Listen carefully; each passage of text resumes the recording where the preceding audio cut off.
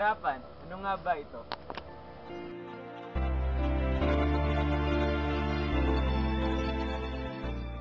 Kahirapan ang nagdanas ng mga Pilipino ngayon. Ano nga ba ang solusyon?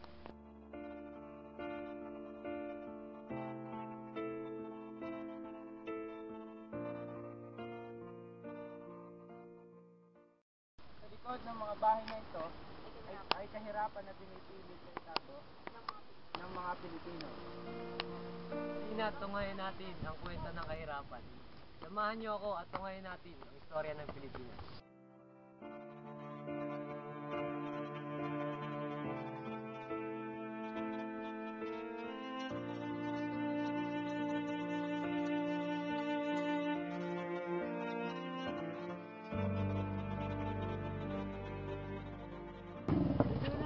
Laganap na nga sa Pilipinas ang kahirapan. Kabi-kabilang tahanan sa lansangan. Dito sa makipot na daan, matutunghayan natin ang isang kwento ng pamilya at ating malalaman sino ba ang dapat sisihin, sila o ang gobyerno.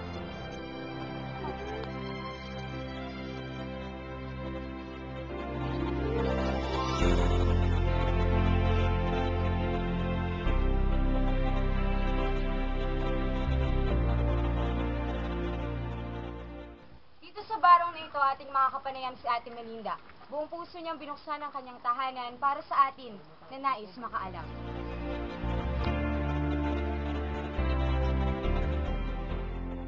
Magandang umaga po, Ate Melinda. May gusto lang po kami itanong sa inyo para po malaman namin yung estado ng mga Pilipino ngayon. Una po, pagbulo po. Nagana ng pinyahan. Kailangan ito, kasi may mga anak. Ilan po yung may trabaho po? Bale, dalawa kami. Ngayon naman ako. Isa na lang siya. Isa na lang. Ano po ang trabaho po niyo? Pagpipinyahan. Magkano nga po yung kinikita niya sa isang linggo? Bale, kumikita siya. Depende kasi sa ano. Minsan kasi pakyawan. Sa pakyawan, medyo malaki. Minsan may 3,000 sa isang linggo. Pagka naman araw lang, 1-2 lang sa linggo. Kasi 200 isang araw. Pero masapat naman po yun. Oo, napapagkasya ko naman. Kung gano'n na po siya katagal sa trabaho niya, sa pagpipinyahan po. Matagal na. Ano na, siguro mga 10 years na nagpipinyahan. Matagal na po siya. Kung nais din po ba na makapagpalit siya ng ibang trabaho, makahanap ng iba? Makahanap ng ibang trabaho. Kung mayroong pupunta sa kanya, ngayon siya kasi, mekaniko. Kung siya kukuhaan na ulit, at medyo malaki ang sweldo doon, pwede. Hindi pa siya.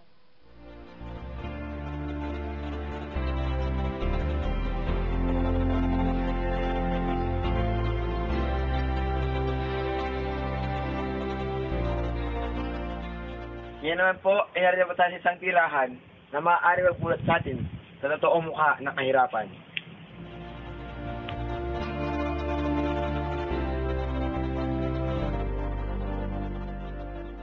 Sumasapat po ba yung kita niya sa...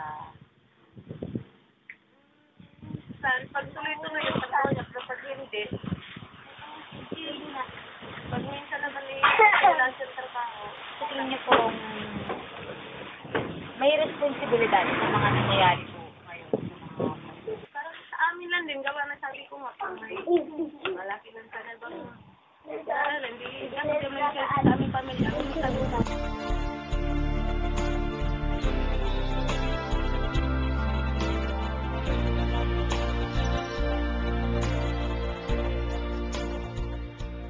Po kayo sa pamilya? Bali, ano kami? Nagpagkakasya niyo po ba yun? Kasi pito po kayo sa pamilya, di ba? Minsan, kulang kasi kung bayaran sa school. Pero pag hindi naman yung bayaran, kasi natira.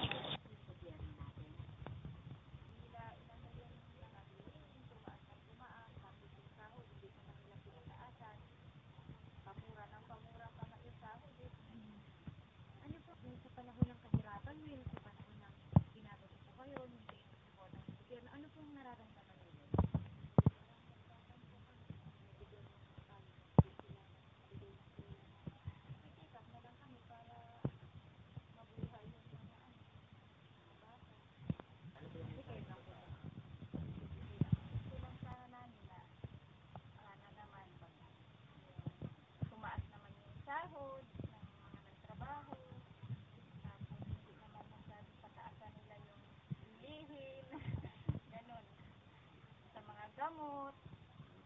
Wala na rin yung mga gamot. Yun lang.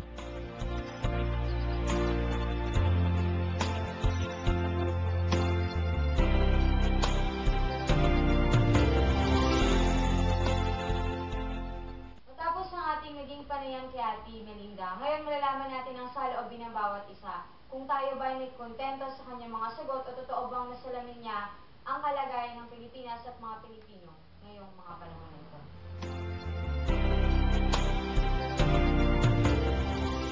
Okay, parang natin nabot sa atin ni Unity kasi parang pagpasok na natin doon, parang meron nang tinatago, parang meron nang inililihim sa atin.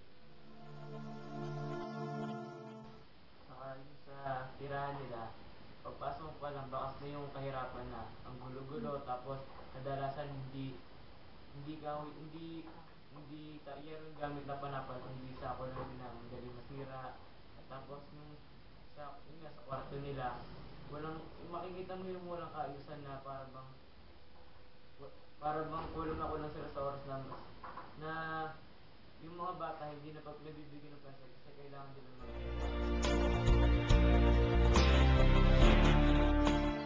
Yung sa baby, di ba? Nakita naman natin na siguro sa kumikita nilang pera eh hindi pa sapat, hindi pa kasali yung para sa baby. Pero para sa akin, ito lang eh. Kasi nung part na ini-interview natin siya, si Ate Melinda, bakas sa mukha niya na parang ayaw niya sabihin yung totoo. Pero para sa akin kasi, nag-interview tayo, part yun eh, kung ayaw niya sabihin yung totoo, o nahiya siya, hindi mo pwede pilitin. Kasi parang trabaho o ano lang natin, kaya yun lang,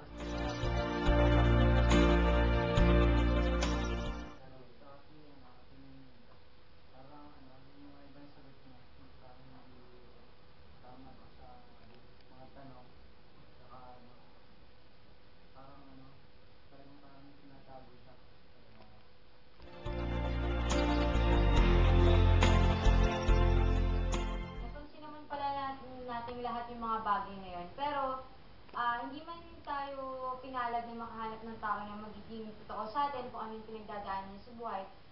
Kahit pa paano, naipakita naman natin, kumbaga yung lugar, yung bahay nga nila, talaga namang nagsabi kung ano yung pinagdadaanan nila sa buhay. Siguro, may mga taong kagaya lang talaga ni Ate Melinda na hindi niya na gustong ipaalam sa buong mundo or sa lahat na naghihirap siya. Yun nga, Na natin sa hapon na ito ay si Ate Maricel. Sinasabi niyang hindi ang gobyerno ang may kasalanan. Sinasabi rin niya na kaya ganito estado na sa kanilang buhay dahil hindi sila nakapag-aral. Ang hindi pag-aaral ang kaya sinisisi kaya ganito sila ngayon. Ano naman ito ng isa pa nating nakapanayam na si Ate Leilin. Si Ate Leilin naman, naglabas siya ng kanyang sama ng loob na kailangan o sa nararanasan nila ngayon, dapat ding sisihin yung gobyerno dahil may mga responsibilidad sila na dapat tugunan. At dito nakatira ang mga taong tila nakalimutan na ng gobyerno.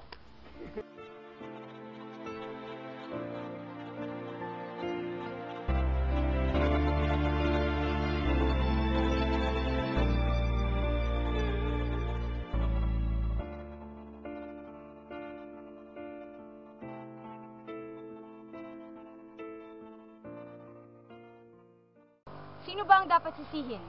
Sila o ang gobyerno?